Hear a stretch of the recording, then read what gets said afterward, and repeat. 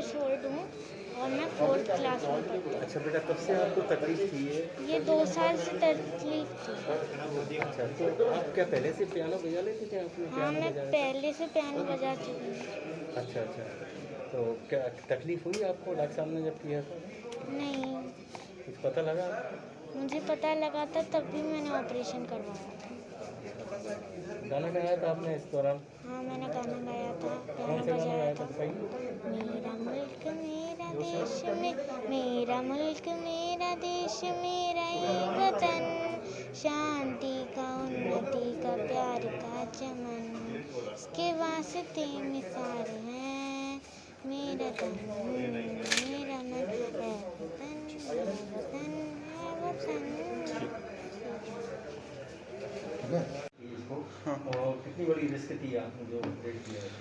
पहले तो मैं आप सभी लोगों को नमस्कार करता हूं, और जो भी दर्शक हमको सुन पा रहे हैं उन सभी को बीएमआर हॉस्पिटल और की तरफ से बहुत सारा धन्यवाद। और ये बच्ची थी हमारी 9 साल की बच्ची थी एक, जिसको मिर्गी के दौरे आते थे, पिछले 2 साल से आ रहे थे। 1 साल पहले इन्होंने सीटी स्कैन कराया था, उसमें ब्रेन ट्यूमर डिटेक्ट हुआ।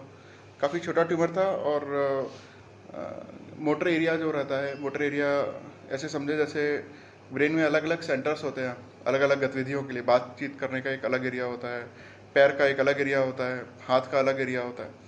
तो उस तरीके से हाथ का जो एरिया था उसके जस्ट नीचे ये गांठ थी।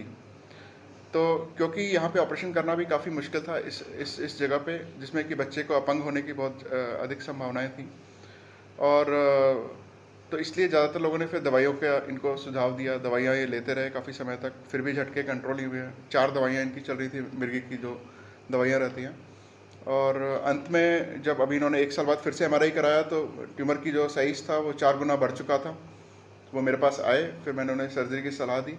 इससे पहले भी वो काफ़ी जगहों पे भटकते रहे, दिल्ली में भी दिखाया, एम्स में और कई सारी जगहों पे, लेकिन हर जगह पे जब वो रिस्क का सुनते थे कि इसमें फालिज होने का खतरा रहेगा, कि बच्ची ज़िंदगी भर के लिए अपंग हो जाएगी, तो वो उस चीज़ को लेकर डर जाते थे कि हाँ ऐसा हो गया तो फिर हम क्या करेंगे। लेकिन क्योंकि मैंने ऐसे केसेस पहले भी किए हुए थे, और इस तरीके का मेरा 7वां केस था जो कि मैंने यहाँ पे बिरला अस्पताल में किया, जिसमें मरीज़ होश में रहता है और इसमें रिस्क काफ़ी कम रहता है। तो इसलिए मैं भी कॉन्फिडेंट था कि हाँ मैं इस तरीके के केस को हैंडल कर सकता हूँ, और हमने उस चीज़ को अंजाम दिया। सर, एनेस्थीसिया नहीं दिया गया उसको, उसमें रखा पियानो दिया गया? हाँ, उसमें हम लोग बच्चे को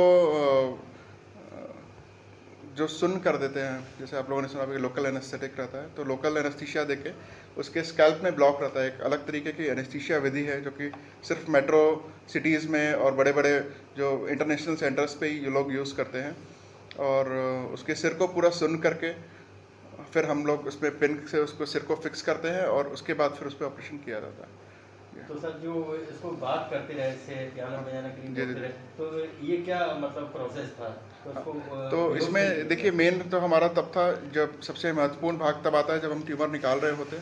उस समय हमें देखना था कि बच्ची हाथ पैर अच्छे से चलाती रहे, बात करती रहे, और बाकी समय पे हमें बच्ची को बहलाना भी था, क्योंकि बच्ची काफ़ी छोटी थी। इससे पहले जितने भी हमने ऑपरेशन किए थे सब वयस्क लोग थे, और वो इतना नहीं घबराते हैं, पर फिर भी काफ़ी घबराहट होती है। कुछ कुछ केसेस में बड़ा हम लोग को परेशानी का सामना भी करना पड़ता है। लेकिन बच्ची काफ़ी बहादुर थी और उसने बड़ा हमारे साथ कोऑपरेट भी किया। तो उसको मन बहलाने के लिए फिर हमने मोबाइल उसको दे दिया था, उसमें वो अपना गेम भी खेल रही थी और ये सब कर रही थी। लेकिन जिस समय हम ऑपरेशन करने के लिए गए, जब हम वहाँ पे पहुँचे ब्रेन ट्यूमर के पास तक, काफ़ी सारी प्रोसेस होती है। आप हड्डी को हटाते हैं, फिर अंदर तक जाते हैं। उस समय हमने उससे कीबोर्ड को चलाने के लिए बोला, जो पियानो जो रहता है, और क्योंकि वो उस समय चला रही थी, पहले से बच्ची को आता भी था पियानो चलाना, तो हम लोगों ने ये सोचा कि चलो उसी चीज़ को हम उस चीज़ का लाभ उठाएं और उस चीज़ को करें। और अगर बच्ची के पियानो चलाने में ज़रा सी भी कुछ प्रॉब्लम आती, अगर वो लड़खड़ाती उस चीज़ में या बात करने में लड़खड़ाती, तो हम फिर उस समय ऑपरेशन में सजग हो जाते कि नहीं हम गलत जगह पे घुस रहे हैं। सर, पहले ये बेंगलोर में हुआ था, वो 7 साल के बच्चे जी, जी, जी। 9 साल के में हुआ, तो ऐसा ये कितना बड़ा रिकॉर्ड है ग्वालियर के लिए? ये पूरे वर्ल्ड में सेकंड केस है।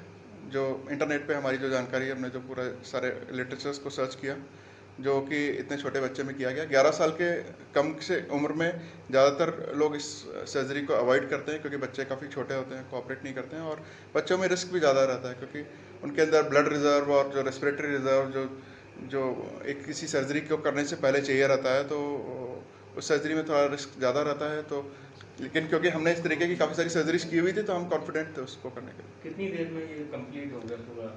ये ऑपरेशन में करीब 2 घंटे का समय लगा, और उससे पहले हम एनेस्थीसिया और जो शिफ्टिंग ड्यूरेशन को अगर हम हटा दें तो, और बड़े अच्छे से हो गया, कोई दिक्कत नहीं। 3 दिन में ही बच्ची को रिलीज भी कर हाँ, दिया? 3 दिन बाद हमने बच्ची को डिस्चार्ज कर दिया। आज बच्ची जा रही है, अपने घर जा रही है।